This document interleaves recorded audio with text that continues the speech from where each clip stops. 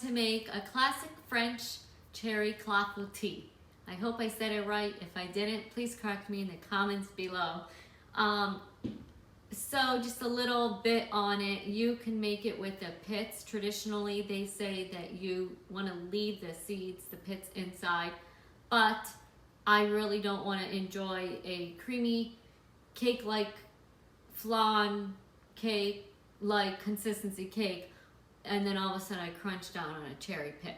So you can take them out if you want. You can use frozen cherries. Just make sure all the liquid kind of has drained out of there. Otherwise the cake will be like pink red color and you do not want that. So I pitted fresh cherries. You can use frozen, like I said.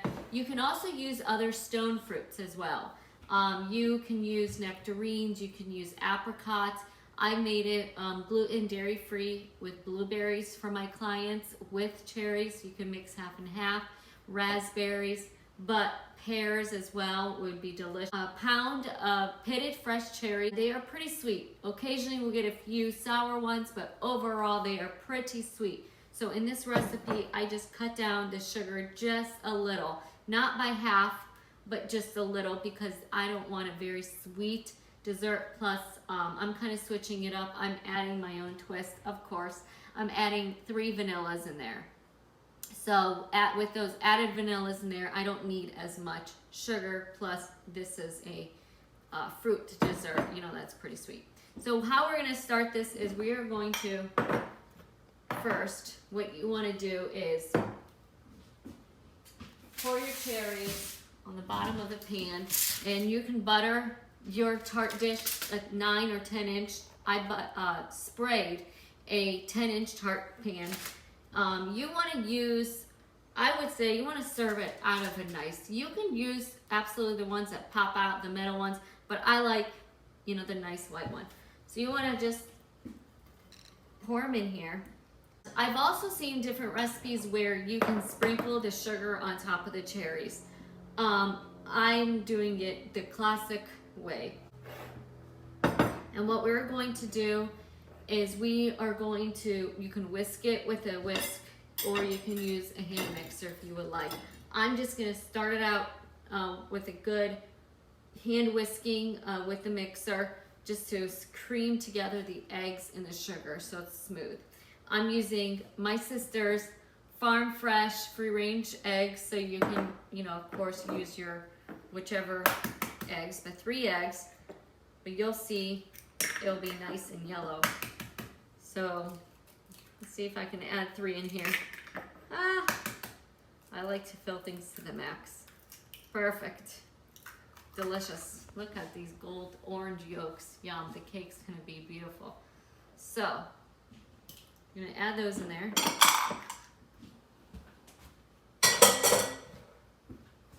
Okay. Now we are going to then take, the recipe calls for, like I said, half a cup of sugar, but I just cut it down just a little, half a cup of sugar.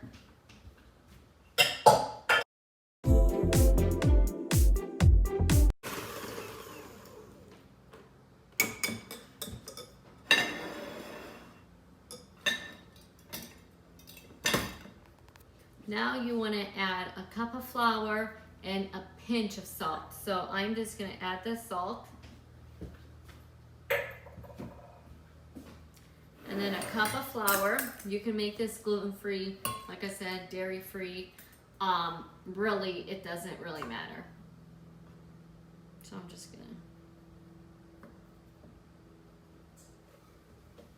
You want it just till it's smooth. Right when it's smooth, we're going to add 3 tablespoons of melted butter. I'm sorry, 4 tablespoons. The recipe calls for 3 tablespoons of butter if you want to butter your dish. Just till it's combined. You do not want to overmix it. Get around the edges.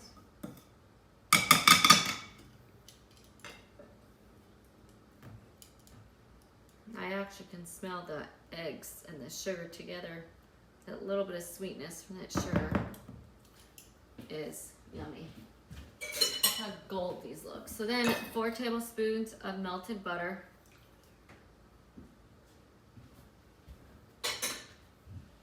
and then you're just gonna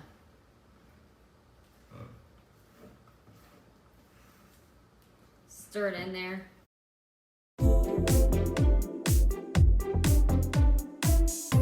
So now it's nice and smooth and creamy. Okay?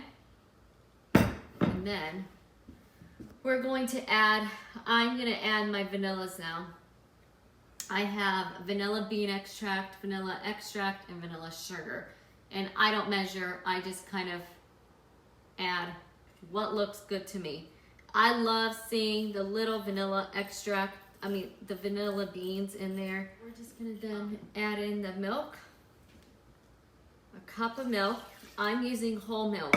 Whole milk really, I think, makes a difference. When I made this before, I did not have whole milk with me, so I use a little bit of half and half and 2%. So you can kind of just alternate, do things like that too if you want. Now you don't have to do all three. It's what I like to do, make things a little extra special. And that's where my little bit of extra sweetness will be with the vanilla. That's why I wanted to cut down my sugar. So I'm just gonna stir it, whisk it up till it's smooth. This is about right.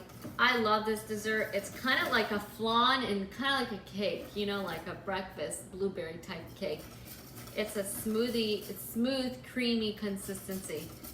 It's a very good, this looks actually like a pancake batter, actually.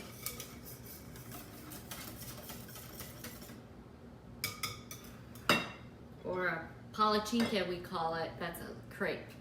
So you can see it's pretty runny, and it smells really good. So then I'm just gonna pour here.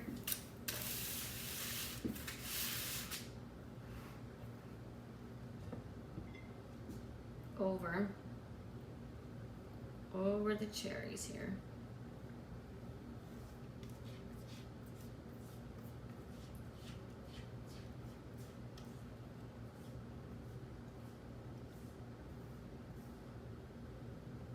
Okay, so then we're just gonna do that. Spread them out a little bit so they're not all in one area.